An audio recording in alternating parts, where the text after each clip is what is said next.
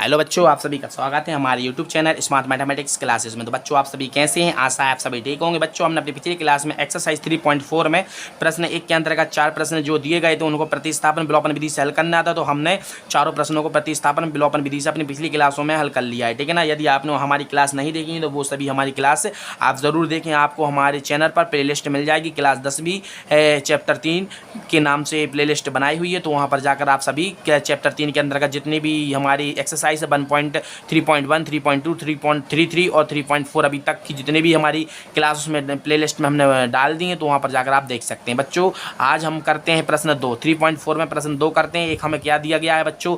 दो समीकरण दिया गया। निम्न समस्याओं में रैखिक समीकरण, आप समझ रहे हो समस्याएं जो हमें दी गई हैं।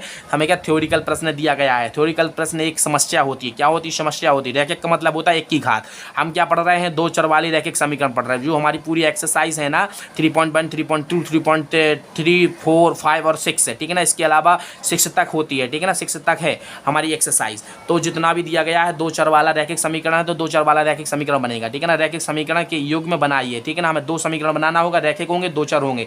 उस लिखा है उनके हल यदि उनका अस्तित्व हो। यदि उनका अस्तित्व का मतलब होता है बच्चों a1/a2 बराबर नहीं है b1/b2 के। यदि अद्वितीय हल है दोनों समीकरणों के अद्वितीय हल है, तो इनका क्या निकाल सकते हैं? हम इनका मान निकाल सकते हैं, ठीक है ना।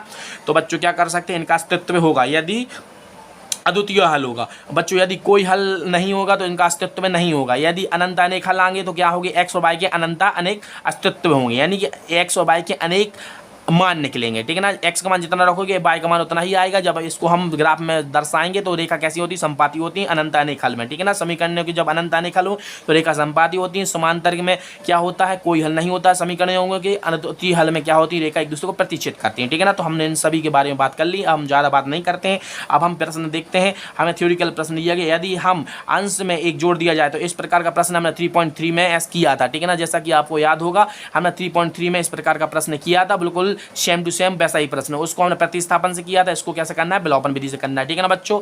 तो क्या करेंगे हम? जल्दी से ज़्यादा बात नहीं करते, तो क्या लिखते हैं? यदि हम अंश में एक जोड़ दिया जाए, तो यहाँ पर लिख लो क्या लिखना बच्चों? 3.4 में हमारा दूसरा माना अंश x है तथा हर बाय है, ठीक है ना। माना अंश x है तथा हर बाय है। हमने अंश को क्या माना? x माना, और बाय क्या माना? हर को माना। क्यों माना? क्योंकि दो चर वाला रैखिक समीकरण बनाना है, इसलिए प्रश्न से क्या लिखा है? अब प्रश्न पढ़ लो। लिखा है प्रश्न बच्चों, यदि हम अंश में एक जोड़ दें, लिखो यदि हम अंश में एक जोड़ दें तथा हर में बच्चों क्या करना पड़ेगा? अंश में हम एक जोड़ रहे हैं, प्रश्न में लिखा है, और लिखा है हर में एक घटा दें। हर में एक घटा दें तो हमें एक प्राप्त होता है। तो बच्चों हमें कुल कितना प्राप्त होता है? एक प्राप्त होता है। इसलिए अब क्या करेंगे? जो हमें थ्योरिकल दी है इसको हम समीकरण का रूप दे देंगे बच्चों।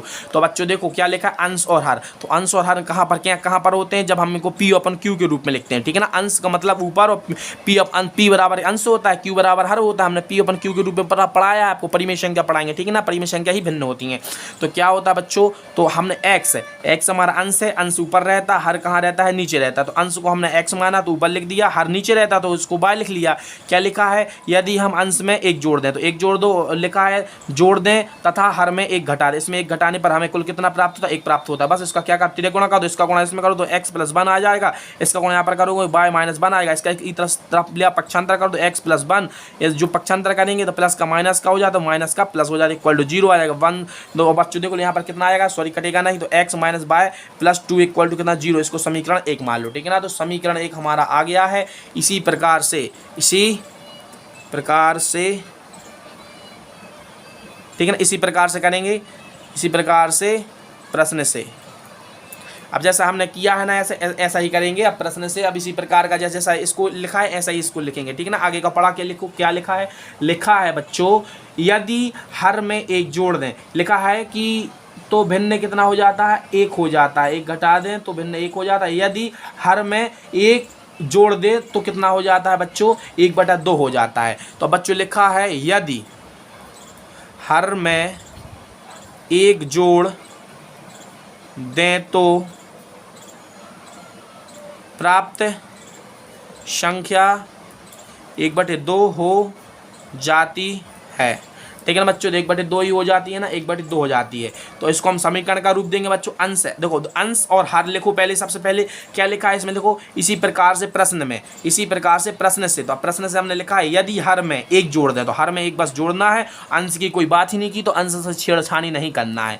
अंश की यदि बात की जाती, जैसे ऊपर की गई थी, तो हम उसमें जोड़ा था, इसमें हर में बस जोड़ा है और बोला है कि 1/2 प्राप्त होता है। तो बस इसको हल कर दो, 2 का गुणा हम इसके करेंगे तो 2x हो जाएगा, इसका गुणा इसमें करेंगे तो गुणा करना, तिरक गुणा हमने बताया है कि क्या करेंगे, जब भी हम लेफ्ट साइड और राइट साइड में आपस में तिरक गुणा कर देते हैं तो राइट का हर लेफ्ट के अंश के साथ गुणा करेंगे और जो लेफ्ट का जो हर है राइट के अंश के साथ गुणा करेंगे। इसका करेंगे तो y + 1 हो, इसका 2x - y - 1 = 0। इसको समीकरण 2 हो गया। लिख दो समीकरण 1 तथा 2 को विलोपन विधि से हल करने पर, क्योंकि दोनों समीकरण का अस्तित्व है। कोष्टक में लिख देना a1/a2 बराबर नहीं है b1/b2 के। ठीक है ना, अस्तित्व का मतलब क्या होता है, a1/a2 बराबर नहीं होना चाहिए b1/b2 के।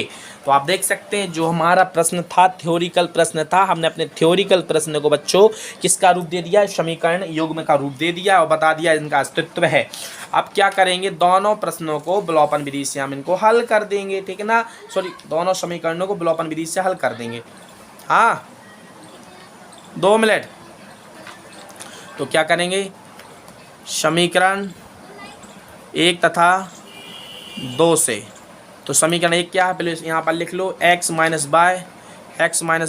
2 = 0। यहाँ पर समीकरण इसको हमने समीकरण 1 माना था। ठीक है ना बच्चों, और समीकरण 2 कितना आया है, 2x - हाँ समीकरण 2। ठीक है ना, तो हमने बच्चों क्या बताया था आपके लिए, हमें दोनों में से किसी एक का गुणांक क्या होना चाहिए, बराबर होना चाहिए। ठीक है ना, तो आप देख सकते हैं यहाँ x 1 है और यहाँ x कितना है, 2 है। तो यदि 2x को बनाना है तो x को कर सकते हो। ठीक है ना बच्चों, यदि नहीं बना तो आप देख सकते हैं y, और सुनो चिन्ह भी समान होना चाहिए। तो यहाँ पर माइनस है और यहाँ पर माइनस, यानी चिन्ह समान है, y का गुणांक 1 है, x का गुणांक और y का गुणांक 1 है। तो आपका डायरेक्ट हमें गुणा नहीं करना, डायरेक्ट क्या करेंगे, लिख दो समीकरण 1 माइनस समीकरण 2 करने पर।